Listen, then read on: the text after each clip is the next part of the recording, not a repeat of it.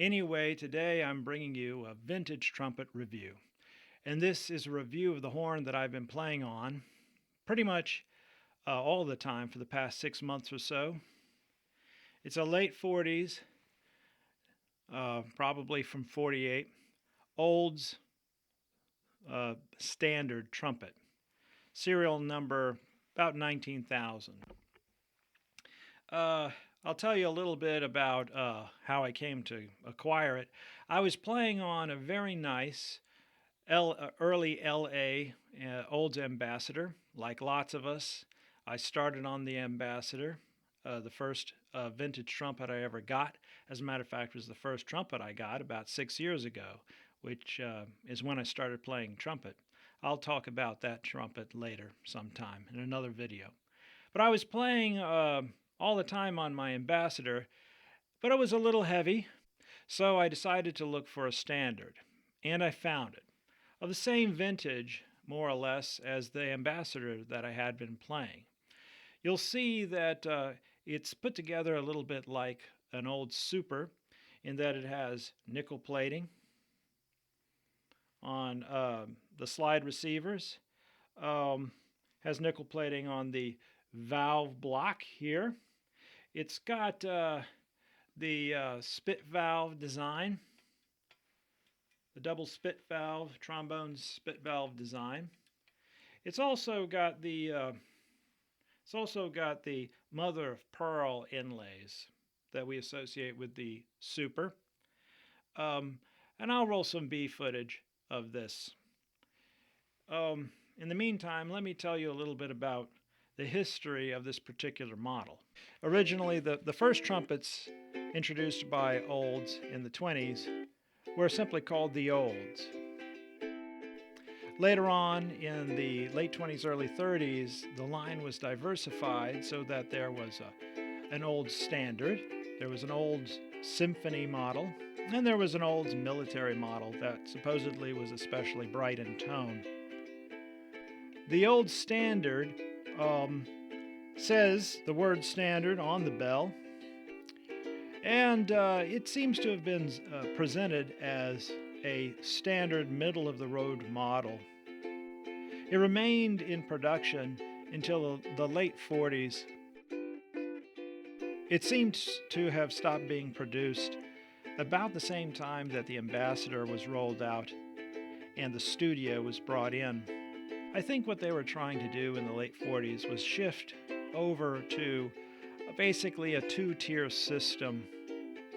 One that was the Pro models, which had the Super, and of course the Super recording, and the Studio and Special. The Special was not really a budget horn, but kind of a pared-down Pro horn. By the way, I have a late 40s Special that I'll be reviewing at some point in the future. Also at that time, they were introducing the Ambassador. No doubt, many, if not most of you, have experience with the Ambassador, and I am probably going to put out a video review of my late 40s LA Ambassador at some point. When I finally found one of these standards online on eBay, I snapped it up. I got it for a good price, but of course the condition was not perfect. You can see that the bell is a bit crumpled. Also, the plating on the valves is not perfect. Nevertheless, it came to me more or less in ready-to-play condition, and I have enjoyed playing it so much that I haven't even bothered taking it anywhere to get repairs. In overall shape and balance, it's very similar to the Ambassador. That is to say, it has the valve block more or less in the middle of the wrap.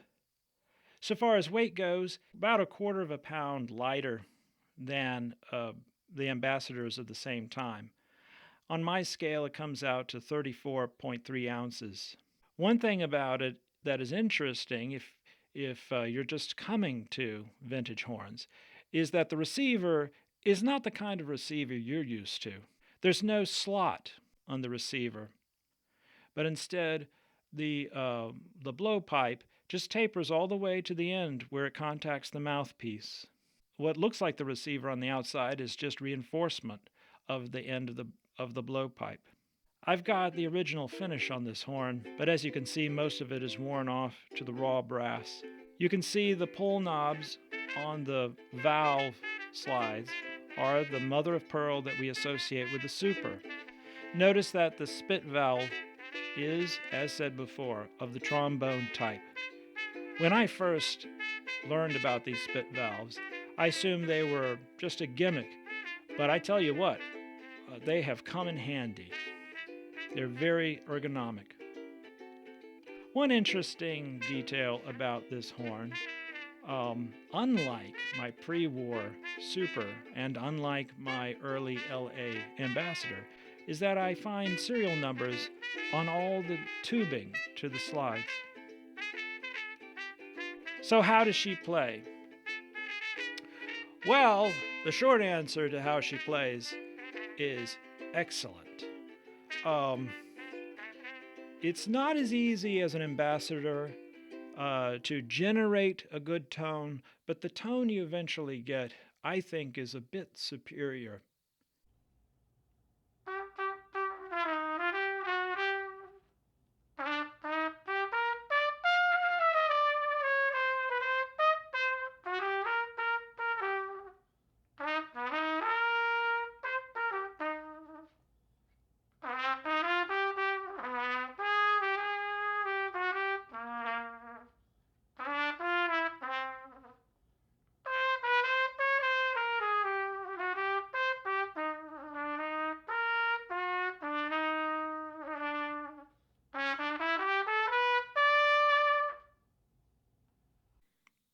Besides the nice warm tone that you'll get on this horn, another thing that's nice about it are the ergonomics. Of course, the way I hold my horn is not standard. I suppose it's pretty bad. I find it very comfortable.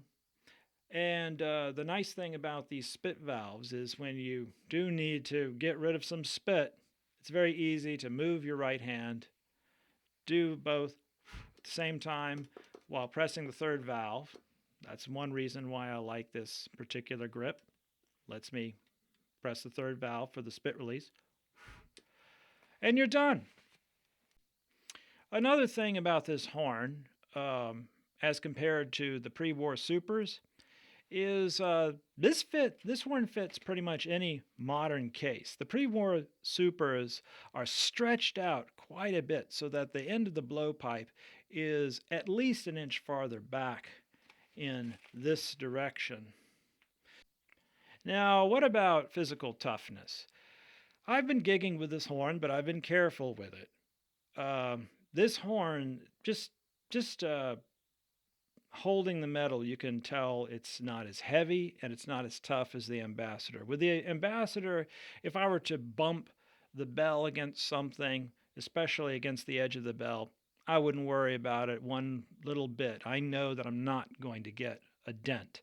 With this thing, well, there are lots of dents, and it's clear from where they occur that they are not all put on there due to hard bumps, but just undue pressure, just pushing in the wrong way.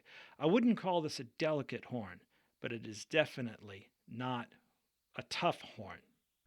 By the way, I use a good old Olds mouthpiece, number 3, on all of my Olds horns. And in fact, I've come around to using the number 3 Olds mouthpiece with some other horns. For example, Beecher 212, which maybe I'll be reviewing sometime soon. Well, that about does it for this review. Look for other reviews of Olds and other vintage horns coming soon from me, Simon Burroughs, at Waco Trumpet. Until then, keep trumpeting.